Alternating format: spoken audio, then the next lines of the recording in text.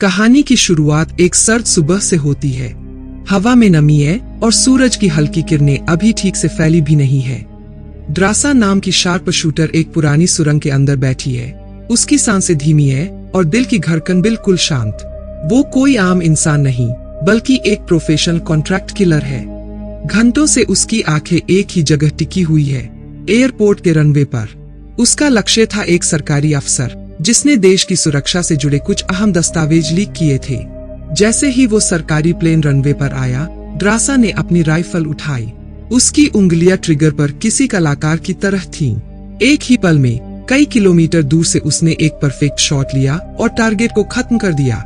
वहां मौजूद गार्ड्स को पता भी नहीं चला कि गोली कहां से आई।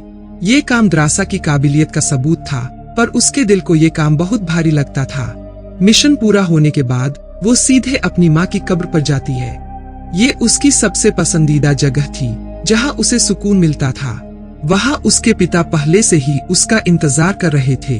वो अपनी माँ की कब्र पर एक ताजे फूल का गुलदस्ता रखती है, फिर अपनी जेब से एक छोटी सी बुलेट का कवर निकालती है और अपने पिता को देती है। ये उसकी हर सफल हत्या का सबूत था जिसे वो अपने पिता को सौंपकर अपना बोझ हल्का करती थी। ड्रासा बताती है कि उसे एक और नया प्रोजेक्ट मिला है जो पूरे 1 साल चलेगा। इस दौरान वो उनसे मिल नहीं पाएगी। इस पर उसके पिता की आवाज में उदासी और निराशा होती है।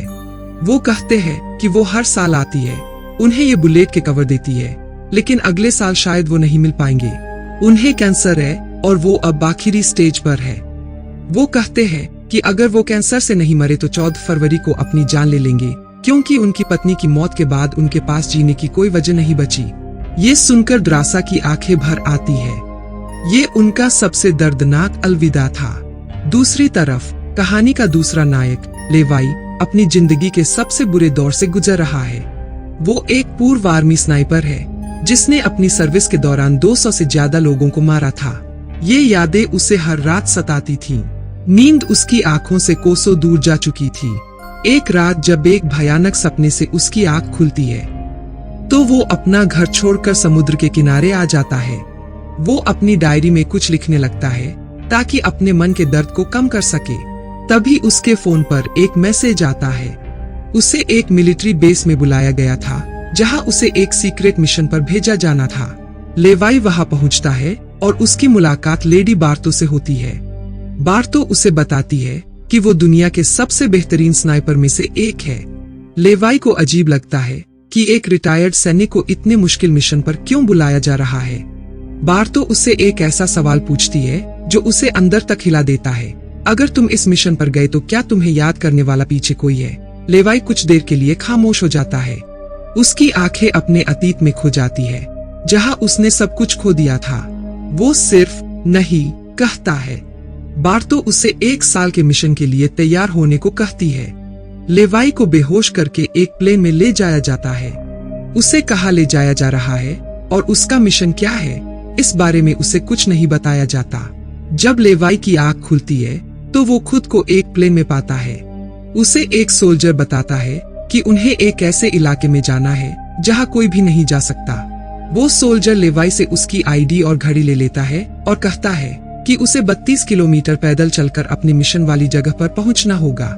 लेवाई को बहुत अजीब लगता है, पर उसके पास और कोई चारा नहीं था। 2 दिनों के बाद वो आखिरकार अपनी डेस्टिनेशन पर पहुंचता है। वह देखता है कि यह एक बहुत ही सुनसान इलाका है जहां कोई इंसान तो क्या, कोई परिंदा भी नहीं दिखता। तभी उसकी मुलाकात जेडी से होती है। जेडी बताता है कि वो भी यहाँ 1 साल की ड्यूटी पूरी करके वापस जा रहा है और लेवाई अब उसकी जगह लेगा। जेडी उसे एक वॉच टावर पर ले जाता है और एक गहरी खाई दिखाता है जिसे गॉड कहा जाता है। वो कहता है कि ये बहुत ही मिस्टीरियस खाई है और किसी को नहीं पता कि इसकी गहराई कहाँ तक है।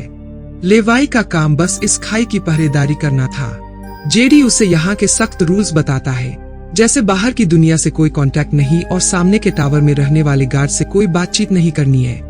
लेवाई के बार बार पूछने पर कि यहाँ क्यों इतनी सख्त सिक्योरिटी है, जेडी एक ग्रेनेड निकालकर खाई में फेंक देता है। धमाके के बाद एक भयानक अजीब सी आवाज आती है। जेडी उसे बताता है कि ये आवाज होलोमैन नाम के क्रिएचर्स की है। वो बताता है कि 1940 में 2400 अमेरिकी सैनिक इन क्रिएचर्स को खत्म करने के लिए यहाँ आए थे, पर कोई वापस नहीं लौटा।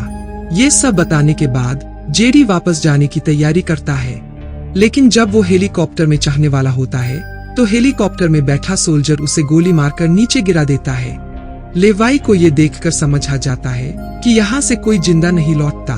लेवाई अपनी ड्यूटी शुरू करता है। वह अपने अकेलेपन को दूर करने के लिए टावर की पुरानी अलमारी में रखी किताबें पढ़ने की कोशिश करता है। तभी उसकी नजर अलमारी के पीछे की दीवार पर लिखे नोट्स पर पड़ती है।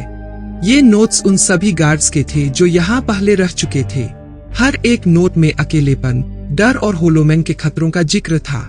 ये पढ़कर लेवाई और भी उदास हो जाता है। कुछ दिनों बाद वो अपने टेलीस्कोप से देखता है कि सामने के टावर में एक लड़की बैठी है। ये कोई और नहीं बल्कि द्रासा होती है। वो दोनों नियम तोड़कर एक दूसरे से व्हाइट बोर्ड के जरिए बात करने लगते हैं। द्रासा उसे अपना नाम बताती है और वो भी अपना नाम बता देता है। द्रासा का जन्मदिन आता है और वो डांस करके इसे सेलिब्रेट करती है। दोनों अपनी शूटिंग स्किल्स का भी एक दूसरे से मुकाबला करते हैं, जिससे उन्हें पता चलता है कि दोनों ही बेहतरीन स्नाइपर है। धीरे धीरे उनकी दोस्ती गहरी होने लगती है। एक दिन जब वो बात कर रहे होते हैं तो द्रासा देखती है कि होलोमैन तेजी से लेवाई के टावर की तरफ बढ़ रहे हैं। वो तुरंत लेवाई को अलर्ट करती है। लेवाई उनका मुकाबला करने लगता है, पर वो संख्या में बहुत ज्यादा थे। द्रासा भी अपनी मशीन गन से उसकी मदद करने लगती है। एक होलोमैन द्रासा पर हमला करने वाला होता है, तभी लेवाई अपनी असाधारण स्नाइपिंग स्किल्स का इस्तेमाल करते हुए उसे मार देता है। उन्हें एहसास होता है कि इस खतरनाक जगह में जिंदा रहने के लिए उन्हें मिलकर लड़ना होगा। 14 फरवरी का दिन आता है।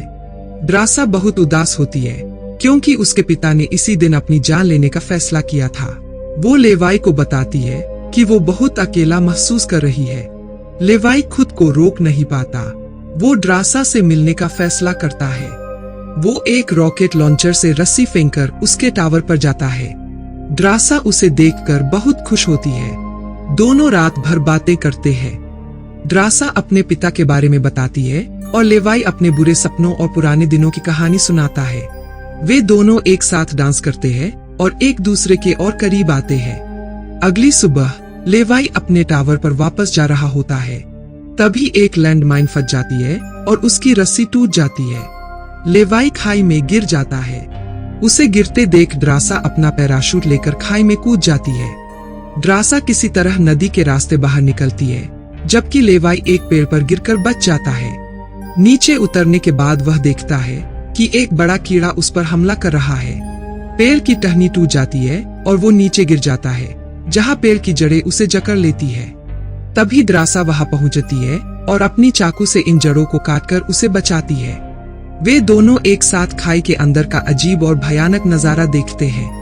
वहां होलोमैन ने अमेरिकी सैनिकों की वर्दी पहन रखी थी। इससे उन्हें जेडी की बात याद आती है। वे एक पुरानी लैब में पहुंचते हैं, जहां उन्हें एक डीवीडी मिलती है। वीडियो में एक वैज्ञानिक बताता है कि यहाँ एक केमिकल मिसाइल प्रोजेक्ट पर काम हो रहा था, जिसके लीक होने से लोग संक्रमित हो गए। लेवाई को एक कंप्यूटर भी मिलता है, जिसमें डार्क लेक नाम की एक कंपनी के बारे में जानकारी होती है। ये कंपनी संक्रमित लोगों के सैंपल इकट्ठा करके सुपर सोल्जर बनाने का काम करती थी। लेवाई को ये भी पता चलता है कि खाई के अंदर एक मिसाइल है, जो फटने पर 4.2 किलोमीटर के इलाके को तबाह कर देगी। लेवाई और द्रासा को यह समझ आ जाता है कि उन्हें यहाँ इसलिए भेजा गया था ताकि वो यहाँ के राज को दुनिया को न बता सके। वे दोनों अब यहाँ से भागने का फैसला करते हैं। तभी एक घुड़सवार होलोमैन द्रासा को पकड़ लेता है। लेवाई उसे बचाने के लिए जाता है और दोनों मिलकर उसे जला देते हैं। अब उन्हें यहाँ से निकलना था। आगे का रास्ता और भी खतरनाक था, जहाँ इंसान और पेड़ पौधे आपस में जुड़े हुए थे। द्रासा का पैर फिसल जाता है, पर लेवाई उसे बचा लेता है और बम से पूरे इलाके को उड़ा देता है। वे एक गैराज में पहुँचते हैं, जहाँ उन्हें एक जीप मिलती है। वो जीप को रस्सी से बांधकर ऊपर टावर की तरफ जाने लगते हैं। होलोमैन उनका पीछा करते हैं। लेवाई जीप का पेट्रोल उन पर गिराकर आग लगा देता है। सारे होलोमैन मारे जाते हैं और वो दोनों ऊपर पहुंच जाते हैं। अब उन्हें पता था कि वे यहाँ सुरक्षित नहीं है और उन्हें मार दिया जाएगा। वे फैसला करते हैं कि वे इस जगह को तबाह कर देंगे ताकि कोई और यहाँ न फंस सके। ड्रासा बताती है कि फ्रांस में उसकी एक जगह है जहां वो दोनों शादी करेंगे। लेवाई भी इस बात से सहमत हो जाता है। वो अपने टावर पर जाता है, मिसाइल को एक्टिवेट करता है। लेडी बार्तो उसे रोकने की कोशिश करती है, पर वो कामयाब नहीं होती। लेवाई अपनी राइफल से मिसाइल पर निशाना लगाता है। धमाका होता है। लेवाई और ड्रासा भागना शुरू करते हैं। ड्रासा तो 4.2 किलोमीटर का फासला तय कर लेती है, पर लेवाई के पैर में चोट होती है और वो पीछे रह जाता है। धमाके की लहर उसे पानी में गिरा देती है। बार्तो का हेलीकॉप्टर भी उसी धमाके की चपेट में आ जाता है और वो मर जाती है। ड्रासा बच जाती है। वो लेवाई का इंतजार करती है, पर वह नहीं आता। वो मान लेती है कि वो मर चुका है। कुछ महीनों बाद वो फ्रांस के एक होटल में वेट्रेस का काम करने लगती है। एक दिन वो लेवाई की लिखी हुई कविता पढ़ती है। उसकी आंखों में आंसू आ जाते हैं। तभी अचानक लेवाई उसके सामने आकर खड़ा हो जाता है। वो जिंदा था। ड्रासा खुशी से दौड़कर उसे गले लगा लेती है और इस तरह से उनकी कहानी एक नई शुरुआत के साथ खत्म होती है।